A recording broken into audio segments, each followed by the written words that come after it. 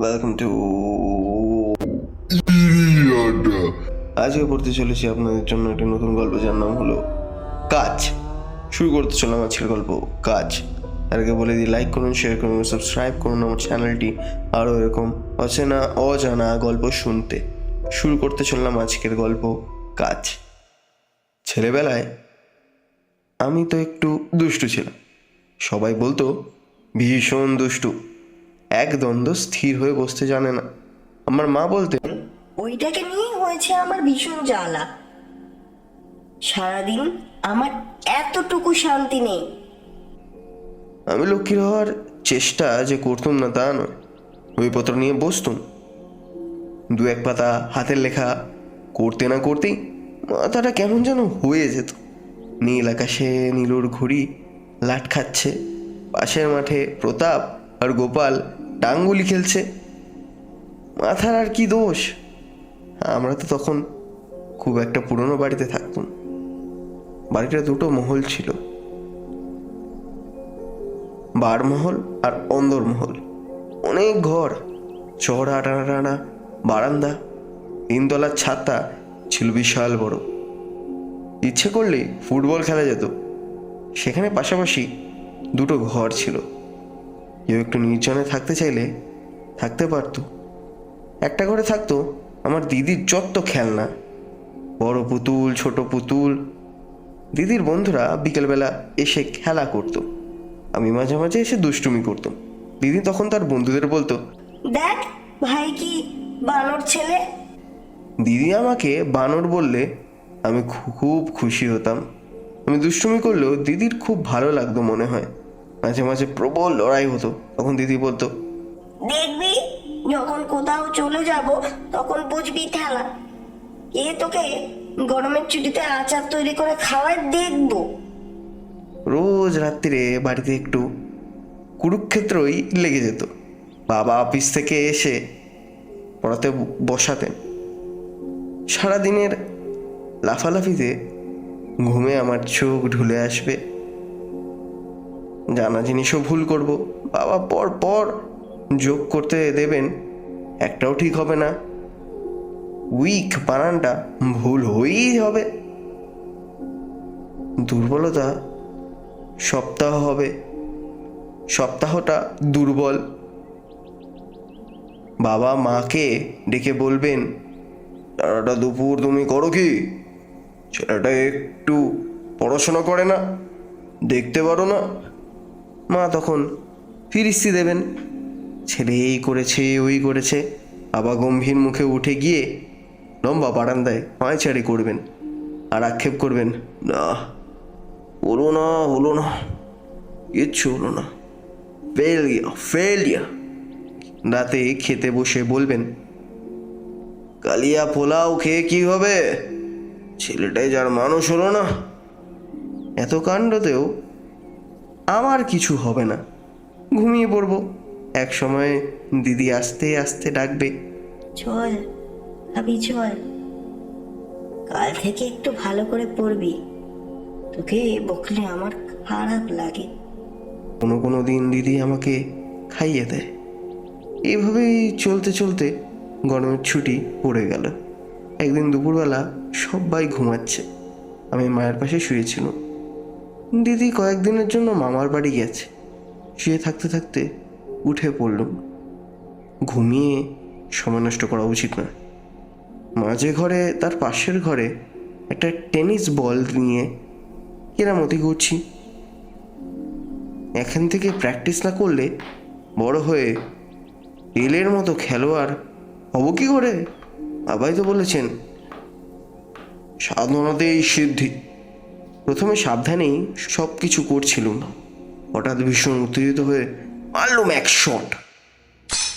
বাবার বাইরের আলমারি সব কাঁচ ভেঙে চুরমার। পাশের ঘর থেকে মা দৌড়ে এলেন। দরদরাম মারতেই আমাকে উচিত ছিল, কিন্তু বাবা বলেছেন, একদম গায়ে হাত তুলবে না, ভয় ভেঙে যাবে, অন্য শাস্তি দেবে। মা আমাকে টানতে টানতে ছাদের ঘরে নিয়ে গিয়ে বন্দি করে দিলেন। থাকো এখানে, বাবা এলে তোমার বিচার হবে। বড্ড পেরেছ তুমি, নির্জলা উপবাস। চারপাশ খাকা করছে রোদ, উপরে নীল আকাশে গোটা কত চিল উঠছে। জানলার ধারে বসে আছে, মন খারাপ করছে। বাবাকে আমি ভীষণ ভালোবাসি। আলমারির সব কাঁচ চুর হয়ে গেল, খুব অন্যায় হলো। কবে যে আমি মানুষ হব এইসব ভাবছি। ভীষণ গরম, একটুও হাওয়া নেই, গাছের একটা পাতাও নড়ছে না। শেষকালে মনে হয় ঘুমিয়েই পড়েছিলাম। গায়ে কেউ হাত রাখলো, ধর্মর করে উঠে বসলো। সামনে দাঁড়িয়ে আছেন বাবা। আকাশে তখনও শেষ বেলার রোদ। ভয়ে কুকড়ে গেলুম, আবার মুখের দিকে তাকালুম। দরজাটা হাট খোলা। তখন আমি অবাক হয়ে জিজ্ঞেস করলাম, বাবা, আজ আপনি এত তাড়াতাড়ি এলেন? কোনো উত্তর নেই। বাবা হাসছেন, কেবল হাসছেন। আমি বললুম, বাবা, আমি সব কাজ ভেঙে ফেলেছি, আমি খুব অন্যায় করেছি বাবা। বাবা তবু হাসছেন, মুখে এতটুকু রাগ নেই। আমি তখন প্রণাম করার জন্য বাবার পা স্পর্শ করতে গেলাম। দেখি কেউ কোথাও নেই, ঘর ফাঁকা। দরজাটা হাট খোলা। খুব জোরে হাওয়া ছড়ছে গ্রীষ্মের বিকেলে। আমি ভয়ে কেমন যেন হয়ে গেল। স্বপ্ন দেখছি? নিশ্চয়ই স্বপ্ন। সাহস একটু ফিরে পেতেই এক ছুটে নিচে দেখি মা রান্নাঘরে ঘুগনি তৈরি করছে। আমাকে দেখে অবাক। কি রে, এরে কি করে, কে তোকে দরজা খুলে দিল? বাবা ঘুগনি খেতে ভালোবাসেন, মা সেই জন্যই করছেন। কাজ ভাঙা নিয়ে ভীষণ কাণ্ডটা হয়ে যাওয়ার পরই ঘুগনি এসে অবস্থাটা সামলে দেবে। মাকে আমি সব কথা বললুম। তোর বাবা এসেছে? কোথায়? দরজা তো বাবাই খুলে দিলেন। সদরের দরজা আমি খুলে না দিলে আসবে কি করে? গোটা বাড়িটা সার্চ করা হলো। বাবার পড়ার ঘর, শোয়ার ঘর, ঠাকুর ঘর, বাথরুম, আলনাটা দেখা হলো। সেখানে বাবার অফিসে জামা কাপড় ছাড়া নেই। বাড়িতে ফিরে যা পড়েন সেগুলোও গোছানো রয়েছে। আমরা তখন পাশের বাড়িতে গিয়ে বাবার অফিসে ফোন করলুম। অফিসের বড় কর্তার সঙ্গে মা কথা বললেন। বাবা অনেক আগেই সাইটে গেছেন। সাইট মানে উলুবেড়িয়ায়। সেখানে কোম্পানির নতুন ফ্যাক্টরি তৈরি হচ্ছে। মা খুব অনুরোধ করলেন, আপনি নিজে একটু খবর নিন, মনে হচ্ছে একটা কিছু হয়েছে। ফোন নাম্বারটা তাকে দেওয়া হলো। টেলিফোনটাকে নিয়ে আমরা বসেই আছি। ওদিকে মায়ের ঘুগনি ছাই। 1 ঘন্টা পরে ফোন বাজলো। কনস্ট্রাকশন সাইটে একটা লোহার বিম ক্রেন ছিঁড়ে বাবার মাথায় পড়ে গেছে। তখন বেলা ঠিক 4:30। আমি এমন বোকা ছিলুম, সেই খবরটা পেয়ে আমি নাকি মাকে বলেছিলাম, যেন আমি কাজ ভেঙেছি বলে বাবা একটু রাগ করেন, শুধু হাসছিলেন। তখন বয়স ছিল 8, আজ 80। আমি আর কোনোদিনও কিচ্ছু ভাঙিনি, না কাজ, না সম্পর্ক, না পরিবার, না জীবন। বাবার সেই হাসি মুখের হাসি যাতে কখনো না মিলিয়ে যায়, সেই চেষ্টাই আমি করেছি। আজকে পড়তে চলেছি আপনাদের জন্য একটি নতুন গল্প, জগবন্ধুর হারমোনিয়াম। শুরু করার আগে আপনাদের বলে দিই, লাইক করুন, শেয়ার করুন, সাবস্ক্রাইব করুন আমার চ্যানেলটি, আরও এরকম অজানা গল্প শুনতে যা হয়তো আপনি আগে কখনো শুনেননি। শুরু করতে চললাম আজকের গল্প, জগবন্ধুর হারমোনিয়াম। অনেক দিন ধরেই জগবন্ধু একটা হারমোনিয়াম কিনবেন বলে ভাবছিলেন। জগবন্ধু যে গান বাজনা করতেন তা কিন্তু নয়, তবে ওসব শুনতে তার খুব ভালো লাগে। মাঝে মাঝে হয়তো গুনগুন করে কোনো গানের কয়েক কলি আনমনে গেয়েও ফেলেন তিনি। একদিন যখন অফিস ছুটির সময় জগবন্ধু এরকম গুনগুন করছিলেন, তখন সরখেলদা পিছন থেকে এসে পিঠে চাপড় দিয়ে বললেন, বাহ জগবন্ধু, তোমার গানের গলা তো মন্দ নয়।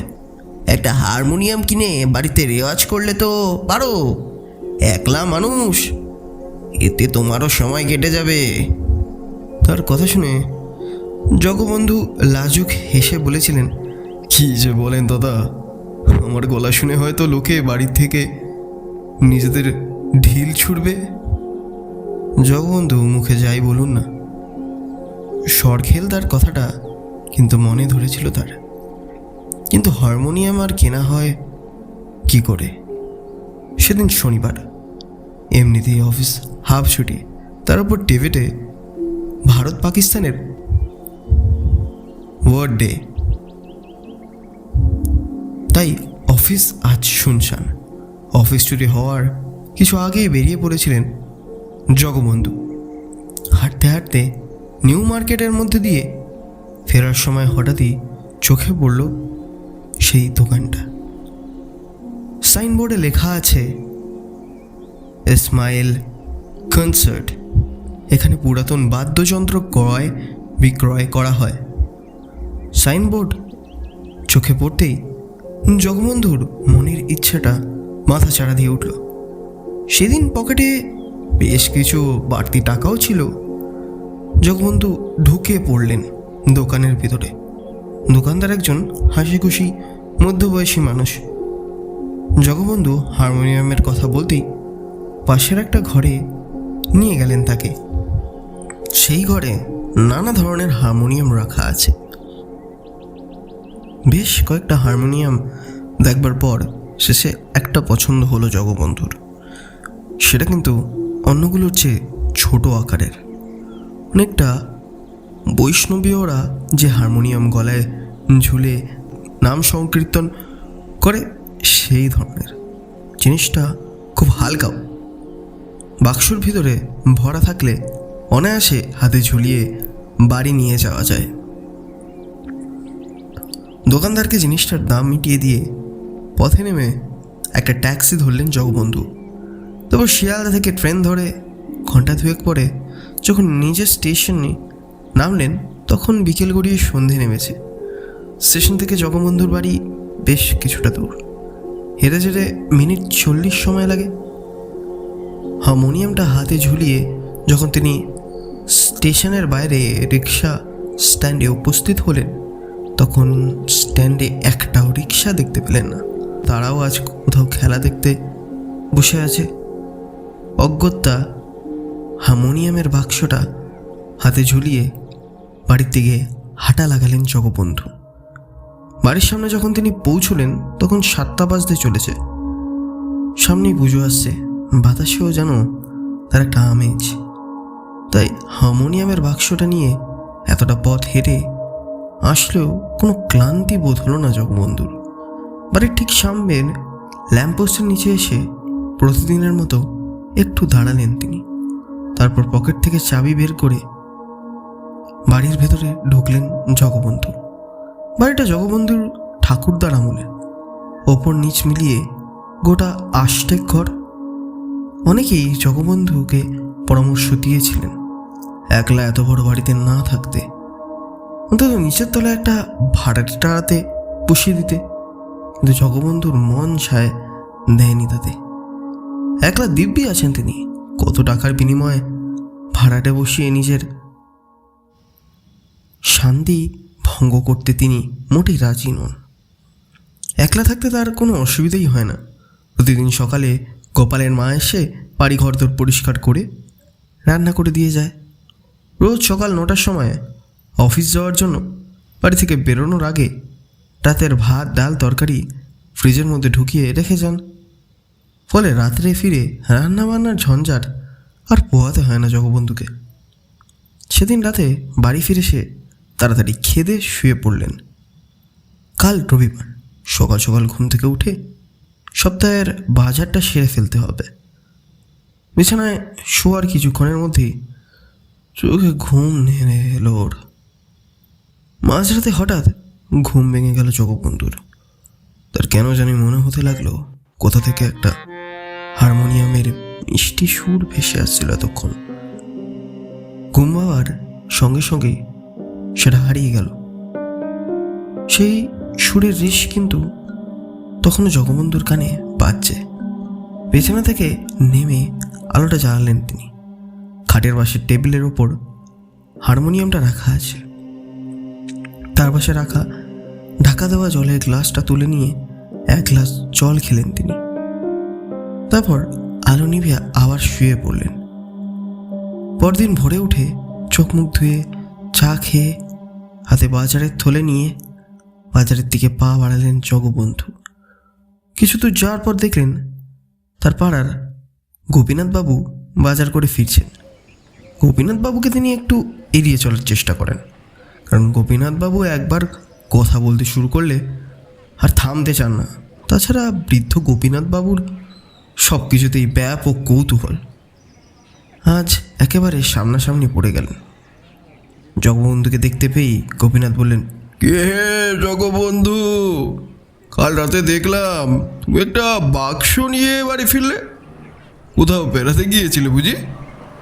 জগবন্ধু উত্তর দিলেন, না না, কোথাও যায়নি, হাতে একটা হারমোনিয়ামের বাক্স ছিল।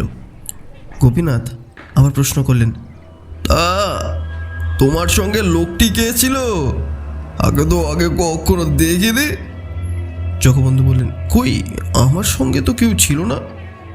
জগবন্ধুর কথা শুনে গোপীনাথ আশ্চর্য হয়ে বললেন, সে কি হে, কাল স্পষ্ট দেখলো তুমি যখন বাক্স হাতে বাড়ি ফিরলে তখন তোমার পেছনে একজন লোক এলো। তুমি যখন ল্যাম্পপোস্টের তলায় দাঁড়ালে সেও তখন তোমার পিছনে গিয়ে দাঁড়ালো। তারপর তুমি যখন দৌড় খুলে ভেতরে ঢুকলে সেও তোমার সঙ্গে ভেতরে ঢুকে গেল। আর তুমি বলছো কিনা তোমার সঙ্গে কেউ ছিল না? দেখো জগবন্ধু, আমি বুড়ো হয়েছি ঠিকই, চোখে আমার চশমাও আছে, তা বলে এতটা ভুল দেখার মতন অবস্থা আমার হয়নি। এই বলে গজগজ করতে করতে বাড়ির পথ ধরলেন গোপীনাথ বাবু। ওনার কথা আর কোনো মাথা মুন্ডু বুঝতে পারলেন না জগবন্ধু। এগোলেন বাজারের দিকে। দুপুরবেলা খাওয়া দাওয়া সেরে টেবিলের ওপর থেকে হারমোনিয়ামটা নিয়ে পাশের ঘরে তক্তপোষে গিয়ে বসলেন জগবন্ধু। হারমোনিয়ামটার বেশ বয়স হয়েছে বোঝা যায়। তার জায়গায় জায়গায় পালিশ উঠে গেছে। বহু ব্যবহারের ফলে রিডগুলো স্থানে স্থানে কিছুটা খয়েরি রঙের হয়ে গেছে। হারমোনিয়ামটা যে এত পুরনো তা কাল দোকানের আলো আধারের মধ্যে জগবন্ধু ঠিক বুঝতে পারেননি। তাই এখন হারমোনিয়ামটা দেখে কিছুটা মুষড়ে পড়লেন। ক্লিপ থেকে বোলোটা খুললেন তিনি। অমনি একটা হালকা মিষ্টি গন্ধ এসে নাকে লাগলো। তারপর রিডের ওপর হাত বোলাতেই যেন সুরের রামধনু খেলে গেল ঘরের ভিতর। জগবন্ধু অবাক হয়ে গেলেন তাই শুনে। এত মিষ্টি শব্দ যে এর থেকে হতে পারে তা ভাবতে পারেননি তিনি। ছোটবেলায় তার মামা বাড়িতে একটা হারমোনিয়াম ছিল। একবার সেখানে মার সঙ্গে গিয়ে সা রে গা মাটা শিখেছিলেন। দু একবার চেষ্টা করার পর তিনি দেখলেন সেটা এখনো ভোলেন। সারা দুপুরটা মেতে রইলেন হারমোনিয়াম নিয়ে। আস্তে আস্তে বিকেল হয়ে গেল। জগবন্ধুর আবার আজ একটা বিয়ের নিমন্ত্রণ আছে নৈহাটিতে, তাই তিনি হারমোনিয়ামটা বন্ধ করে উঠে পড়লেন। রাত 10টা নাগাদ নিমন্ত্রণ খেয়ে জগবন্ধু যখন রিক্সা থেকে পাড়ার মোড়ে নামলেন তখন দেখলেন সামনের একটা দোকানে বারোয়ারি পুজো কমিটির ছেলেগুলো আড্ডা মারছে। তাদের দেখে জগবন্ধুর মনে পড়ল আজ তাদের চাঁদার টাকাটা দেবেন বলে কথা দিয়েছিলেন। টাকাটা দেওয়ার জন্য তিনি এগিয়ে গেলেন তাদের তীরে। চাঁদাটা দিয়ে তিনি যখন তার বাড়ির দিকে এগোতে যাচ্ছেন ছেলেদের মধ্যে একজন বলে উঠল, দাদা যে সঙ্গীত সাধনা করেন তা তো আমাদের জানা ছিল না, এবার আমাদের পুজো মণ্ডপে আপনাকে গাইতে হবে কিন্তু। জগবন্ধু ভাবলেন আজ দুপুরবেলা যখন তিনি হারমোনিয়াম নিয়ে বসেছিলেন তখন হয়তো তারা বাড়িতে গিয়েছিল আর নিচ থেকে তাদের ডাক হয়তো তিনি শুনতে পাননি। এই ভেবে জগবন্ধু তাদের বললেন, ও দুপুরবেলা তা তোমরা আমার বাড়িতে গিয়েছিলে বুঝি? আসলে আমি তো উপরের ঘরে বসে বাজাচ্ছিলাম, তাই তোমাদের ডাকটা শুনতে পাইনি। জগবন্ধুর কথাটা শুনে ছেলেটা বলল, আরে না না, দুপুরবেলা নয়, সন্ধে নামার একটু পরেই আমরা আপনার বাড়ি গিয়েছিলাম। ওই যখন লোডশেডিং হয়েছিল, শুনতে পেলাম আপনি দোতলায় বসে হারমোনিয়াম বাজছেন। আমরা বেশ কয়েকবার ডেকেছিলাম আপনাকে, আপনি বোধহয় শুনতে পাননি। এমনিতে লোডশেডিং, তার ওপর আপনি তো আর চাঁদা না দিয়ে পালিয়ে যাওয়ার লোক নন, আর আপনাকে ডাকাডাকি করেননি, বুঝলেন? ছেলেটার কথা শুনে জগবন্ধুর মাথায় ভিতরটা কেমন গুলিয়ে গেল। তিনি তো আজ বিকেলের পর থেকেই বাড়িতে ছিলেন না, তাহলে তিনি সন্ধ্যের পর হারমোনিয়াম বাজালেন কিভাবে? মুখে কিছু না বলে বাড়ির দিকে পা চালালেন। আগের দিনের মতো সেদিনও মাঝরাতে ঘুম ভেঙে গেল জগবন্ধুর।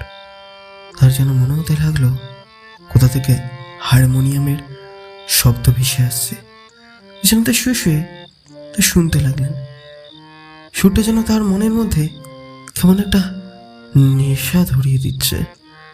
কিছুক্ষণ কেটে যাওয়ার পর জগবন্ধু বুঝতে পারলেন সুরটা ভেসে আসছে তার পাশের ঘর থেকে, কিন্তু তিনি ভয় পেলেন না। মনের মধ্যে কেমন একটা অস্বস্তি হতে লাগলো। বিছানা ছেড়ে উঠে পড়লেন জগবন্ধু। তারপর আস্তে আস্তে পা টিপে ঘর থেকে বারান্দায় বেরিয়ে পাশের ঘরের দরজার দিকে এগিয়ে গেলেন। বুঝতে পারলেন তার অনুমান সত্যি, হারমোনিয়ামের শব্দটা আসছে ঘরের ভেতর থেকেই। ঘরের দরজাটা খোলা, সামনে ভারী পর্দা চলছে। এই অঞ্চলে চোরের উপদ্রব নেই বলে সাধারণত দোতলার ঘরের জানলা দরজা খোলাই থাকে। পর্দার ফাঁক দিয়ে উকি মারতে জগবন্ধু এক অদ্ভুত দৃশ্য দেখতে পেলেন। ঘরের ভিতরে আলো জ্বালা না থাকলেও খোলা জানলা দিয়ে এক ফালি ছাদের আলো এসে পড়েছে ঘরের ভিতর। সেই রূপালী আলোতে স্পষ্ট দেখা যাচ্ছে একজন বৃদ্ধ লোক ভক্তপোষের ওপর বসে মাথা নিচু করে এক মনে বাজিয়ে চলেছে হারমোনিয়ামটা। পরনে তার ধবধবে সাদা চুড়িদার পাঞ্জাবি, আর মাথায় ছোট্ট একটা কাপড়ের তিনকোনা টুপি। হঠাৎ লোকটা মুখ তুলে তাকালো দরজার দিকে। জগবন্ধু সরে দাঁড়ালেন দরজার পাশ থেকে। সে মনে দেখতে পেয়েছে জগবন্ধুকে, কারণ হারমোনিয়ামের শব্দটা সঙ্গে সঙ্গে থেমে গেল। কয়েক মুহূর্ত চুপচাপ দাঁড়িয়ে রইলেন জগবন্ধু। তারপর পর্দা সরিয়ে আচমকা জ্বেলে দিলেন ঘরের আলোটা। বিদ্যুতের আলোতে ঝলমল করে উঠল সারা ঘর, কিন্তু সে ঘরের মধ্যে কেউ কোথাও নেই। শুধু একটা হালকা আতরের গন্ধ ছড়িয়ে আছে ঘর জুড়ে, আর হারমোনিয়ামের বোলটা খোলা অবস্থায় রয়েছে। কিছুক্ষণ সে ঘরে দাঁড়িয়ে থাকার পর ঘরের আলো নিভিয়ে নিজের ঘরে শুতে চলে গেলেন জগবন্ধু। পরদিন ভোরে যখন তার ঘুম ভাঙল, রাতের ঘটনাটা নেহাতি স্বপ্ন বলে ধরে নিলেন তিনি। দিন 7 জন্য অফিসের কাজে বাইরে গিয়েছিলেন জগবন্ধু, কিন্তু সেখান থেকে ফেরার সময় এক বিপত্তি হলো। ট্রেনের মধ্যে থেকে ব্রিফ কেসটা খোয়া গেল জগবন্ধুর। টাকা পয়সা তাদের না থাকলেও কিন্তু জামা কাপড় তো ছিল, আর বাড়ির চাবি গোছাটাও ছিল তার মধ্যেই। অতএব তালা না ভাঙলে বাড়িতে ঢোকা সম্ভব নয়। তাই বাড়িতে ঢোকবার সময় ভাড়ার একটা ছেলেকে ডেকে নিয়ে এসে সদর দরজার, শোয়ার ঘরের ও রান্নাঘরের তালাটা ভাঙলেন তিনি। অন্য ঘরগুলো বন্ধই রইল। জগবন্ধু ভাবলেন ডুপ্লিকেট চাবিগুলো ঘরের কোথাও রাখা আছে কি না খুঁজে দেখবেন। সেগুলো যদি পেয়ে যান তাহলে আর তালাগুলো ভেঙে নষ্ট করতে হবে না। কিন্তু নানা কাজের চাবিগুলো আর খুঁজে বার করা হয়ে উঠল না। তাছাড়া ঘরগুলোতে খুব বেশি প্রয়োজনীয় জিনিস না থাকায় ঘরগুলো খোলার জন্য খুব একটা তাগিদাও অনুভব করলেন না। তাই ঘরগুলো বন্ধ অবস্থাতেই পড়ে রইল। হারমোনিয়ামের কথাটা প্রায় ভুলেই গেলেন। একদিন গোপীনাথবাবু তাকে জিজ্ঞেস করেছিলেন, মাঝে মাঝে রথের বেলাতে যে ভদ্রলোক তোমার ছাদে দেখতে পাই, এ তোমার কে হন? অনিদ্রার রোগী চোখে মোটা কাচের চশমাটা। গোপীনাথ বাবুর প্রশ্ন জগবন্ধুর কাছে অমান্তর মনে হওয়াতে তার কোনো উত্তর দেননি তিনি। মাস দুয়েক কেটে গেছে, বেশ শীত পড়েছে এবার।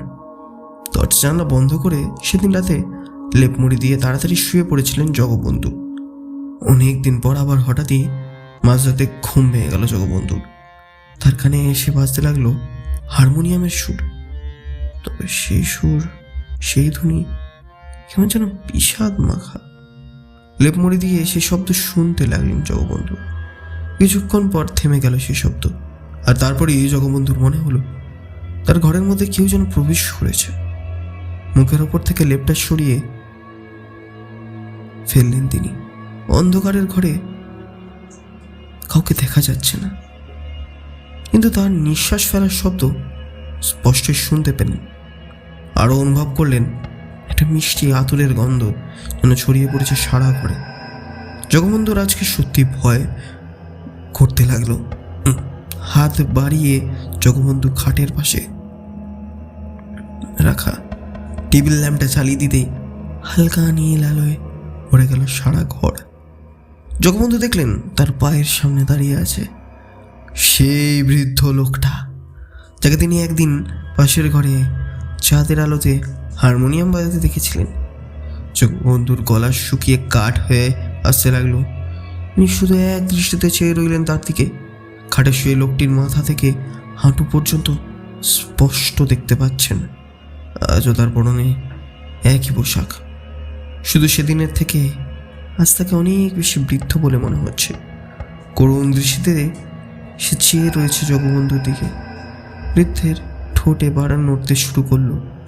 জগবন্ধুর মনে হলো তার কণ্ঠস্বর যেন বহুদূর থেকে ভেসে আসছে। সে কি বলছে তা কানে শুনলেও মাথায় নিতে পারছেন না জগবন্ধু, কারণ আজকে তখন তার ভূত বুদ্ধি লোপ পাওয়ার অবস্থা। লোকটা কথা বলেই চলেছে। কয়েক মিনিট কেটে যাওয়ার পর কিছুটা ধাতস্থ হলেন জগবন্ধু। তার মনে হল লোকটা আর যাই করুক তার কোনো ক্ষতি করবে না। তিনি এবার মন দিয়ে বৃদ্ধ কি বলছে তা শোনার চেষ্টা করলেন। ততক্ষণ বৃদ্ধর কথা বলা প্রায় শেষ হয়ে এসেছে। শুধু শেষের দিকের কথা শুনতে পেলেন এবং কানে বিঁধল তার। বাবুজি, আমার সারা জিন্দগির कमाई हारमोनियम अंदर रखा আছে, लेकिन आज আমার ঘর বাচ্চাগুলো একটা রুটির জন্য ভিক মাংসে। ইউ হারমোনি আপনার ওদের ওয়াপস করে দিন বাবুজি, নয়তো সব ভুকা মরে যাবে। কথা শেষ হওয়ার পর কিছুক্ষণ চুপ করে দাঁড়িয়ে রইল লোকটা। জগবন্ধুর মনে হলো লোকটার চোখের কোলে যেন জল চিকচিক করছে। এবার মাথায় হাত ছুঁয়ে জগবন্ধু কুর্নিশ করে অন্ধকারের মধ্যে আস্তে আস্তে মিশে গেল লোকটা। ভোরবেলাতেই একজন লোক ডেকে পাশের ঘরের তালাটা ভেঙে ফেললেন জগবন্ধু। 2-3 মাসের অব্যবহারে বেশ কিছুটা ধুলো জমেছে ঘরে, কিন্তু হারমোনিয়ামটা দেখে অবাক হয়ে গেলেন তিনি। তার উপর একটুও ধুলোর আস্তরণ নেই, কেউ যেন যত্ন করে মুছে রেখেছে সেটা। হারমোনিয়ামটা নিজের ঘরে নিয়ে এলেন জগবন্ধু। তারপর দরজা জানলা ভালো করে খুলে পর্দা সরিয়ে দিলেন তিনি। সকালের আলোতে ঝলমল করে উঠল সারা ঘর। সে আলোতে ভালো করে হারমোনিয়ামটা দেখতে লাগলেন তিনি। হঠাৎ তার নজরে পড়ল হারমোনিয়ামের গায়ে একটা জায়গায় পালিশ চটে গিয়ে কয়েকটা সংখ্যা যেন ফুটে উঠেছে। একটা ন্যাকড়া জলে ভিজিয়ে এনে সেইখানটা ভালো করে ঘষতেই পরিষ্কারভাবে ফুটে উঠল পরপর 7টা সংখ্যা। জগবন্ধু এবার আরও ভালো করে দেখে বুঝতে পারলেন হারমোনিয়ামের প্রত্যেকটা রিডেই অতি ক্ষুদ্র সংখ্যা চিহ্নিত রাখা আছে, কিন্তু তারা এতই ক্ষুদ্র যে সাধারণ অবস্থাতে তাদের বোঝাই যায় না। অনেক চেষ্টার পর সংখ্যাগুলোকে মোটামুটি উদ্ধার করতে পারলেন জগবন্ধু। তারপর হঠাৎ কি মনে হতে সেই 7টা সংখ্যা মিলিয়ে পরপর রিড টিপতেই হারমোনিয়ামের নিচের দিকটা একটা অংশ বের হয়ে গেল। বেরিয়ে পড়লো একটা খোপ। জগবন্ধু তার মধ্যে হাত ঢুকিয়ে বার করে আনলেন একটা ছোট চামড়ার থলে। থলেটা টেবিলের ওপর উপরে ফেলতেই তার মধ্যে থেকে বেরিয়ে এলো অনেকগুলো ছোট ছোট ভাঁজ করা কাগজের টুকরো, বিবর্ণ হয়ে যাওয়া কাগজের টুকরো। একটা ছোট্ট কাগজের টুকরো হাতেতে তুলে নিলেন জগবন্ধু।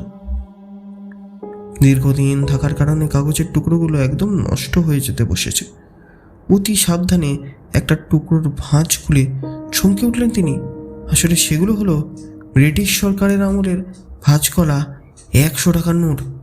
জগবন্ধু গুনে দেখলেন মোট 100টা আছে, অর্থাৎ সেই সময়কার 10,000 টাকা।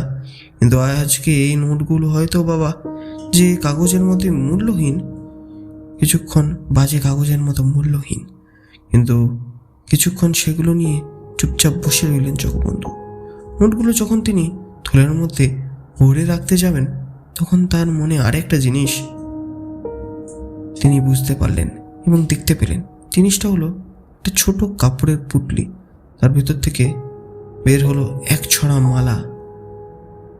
হলদেরে হয়ে গেলেও মালাটা যে মুক্তোর তা বুঝতে কোনো অসুবিধা হলো না।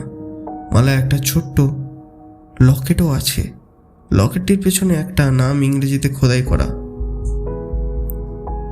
আহমদ নাজফি।